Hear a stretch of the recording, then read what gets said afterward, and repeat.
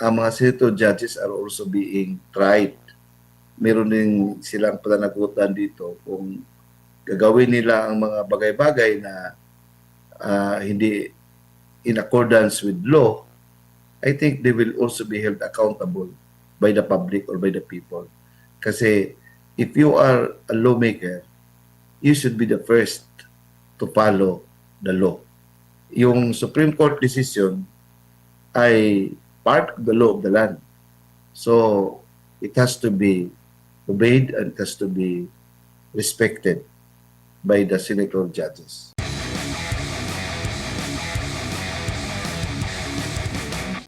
Opo, dito naman po sa bago kasi natapos yung day 6 ng impeachment trial ay nagkaroon po ng oral arguments. Dito naman po sa hiling ng prosekusyon na mailatag, makuha yung records, bank, BIR, AMLAC records ng pamilya ni Vice President Sara Duterte. Ano po ang basa nyo po rito? Lalo na po sa mga batas na nakakasaklaw po dito, narinig natin yung magkabilang panig sa kanilang mga oral argument po, attorney. Talaga makikita natin na fishing expedition.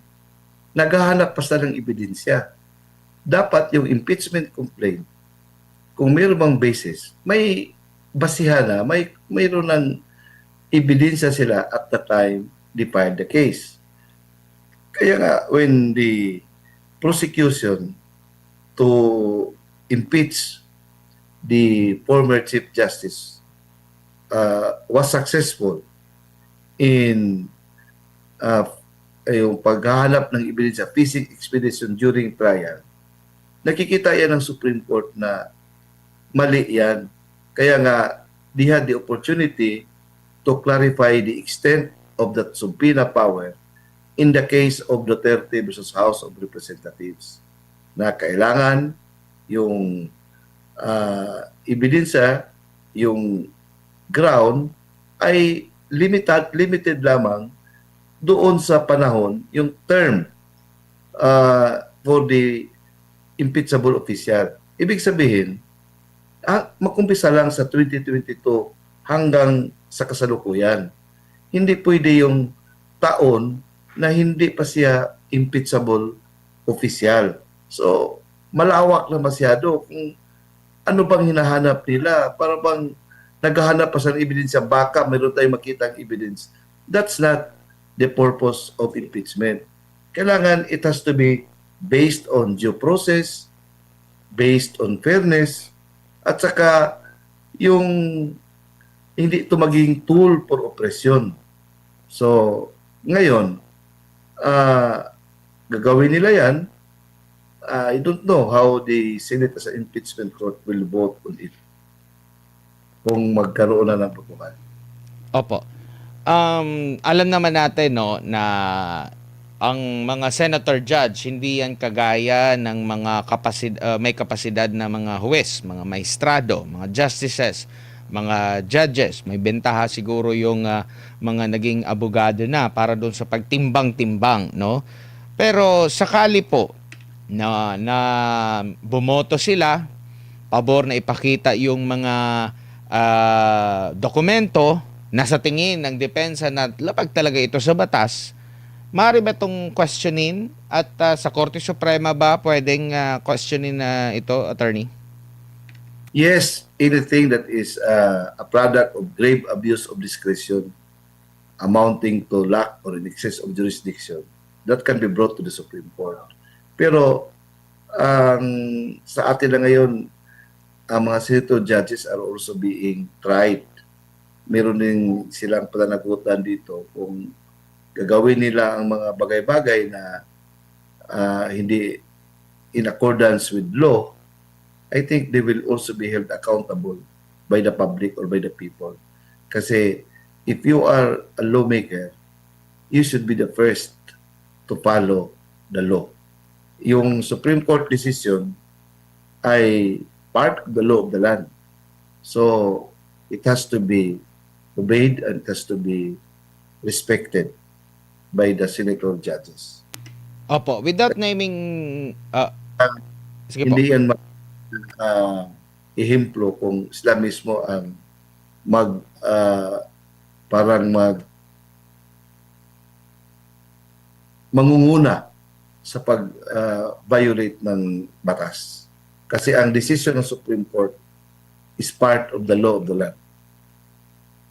Opo. Attorney, without naming names, kung pagbabatayan natin sa unang 6 na trial days ng impeachment trial,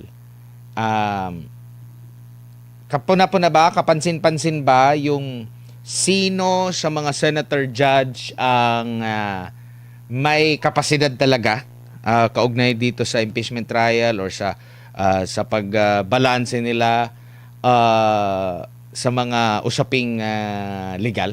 Mapapansin na ba natin ninyo kahit na wag na lang nating banggitin sino yung mga senator na yon? We were not born yesterday. Meron na tayong experience diyan sa time ni former President Joseph Estrada, sa time ni Chief Justice Corona. Talagang may political alliances ito. Alam naman natin kung why did the senators reacted that way one or another, because they were identified with yung time ni Corona. Yung alam natin yung mga galaw ng mga senators na aligned with the administration. They were really showing off their colors from the very beginning. Panahon din ni Joseph Estrada, former President Estrada, alam naman natin yung political division doon. Yung pro-Estrada, yung mga senators, nagpapakita talaga during trial, yung kanilang mga biases at saka yung kanilang mga opinions ay talagang meron ng bahid ng yung how they are going to vote. Dito ngayon, hindi pa natin makikita kasi alam naman natin kung sino yung yung majority senators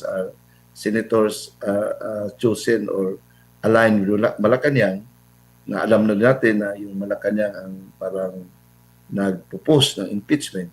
So, if we will bank on that assumption, so 13 would most likely vote for the conviction. Pero baka mag-iiba din yan kung makikita nila na that would be a disaster to their political career kung sa panimbang nila ay makasisira yan sa kanilang political career. Maybe they will not vote on conviction. Pero malayo pa ito, Admar, kasi as I said, impeachment is a political process.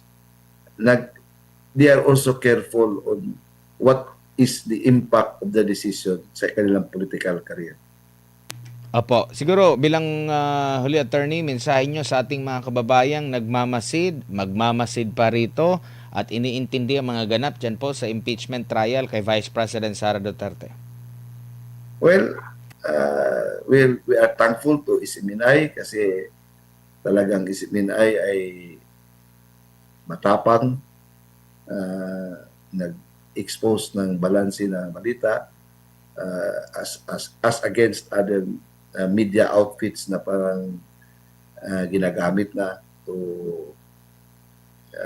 cover up or to promote a particular political agenda. So we have to be continuously involved in this political process kasi what is at stake is the future of our country. Now, ang irony nito ngayon so far, they are trying the Vice President for betrayal of public trust. How can you reconcile it with the latest survey na siya ang most trusted na public official by the people? In fact, nag-improve pa ang kanyang approval at trust rating. How can you reconcile with the reality that the people are trusting her and you are trying to sell an idea that she has betrayed the trust of the people? So, malaking kuan yan parang incongruency, Admar. Opo, attorney, daghang salamat sa imong oras. Sa ulitin po, ingat po.